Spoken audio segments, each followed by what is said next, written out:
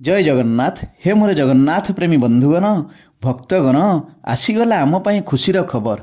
कौन से खुशी हैला कोटी ओडियांक मौड़मणि ओडिशार गेल्हा पुओ श्री जगन्नाथंकर बड़दाण्डे विश्व प्रसिद्ध रथयात्रा पाई मंगलवार अर्थात गतकाली अपराह्न तीनोटी ट्रक्रे मोट 101 खंड काठ श्रीक्षेत्र में पहुँची सारी।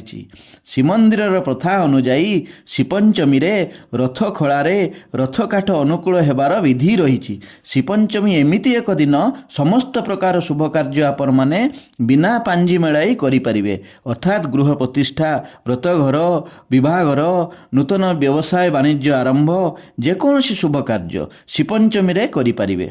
चारोटी अति शुभ दिन मोर पूर्व भिडियो अच्छी। 1 अक्षय तृतीया, 2 रथयात्रा, 3 राम नवमी, 4 श्रीपंचमी। एणु यही श्रीपंचमी दिन विश्व प्रसिद्ध रथयात्रा पाई रथ कार्य अनुकूल हुए।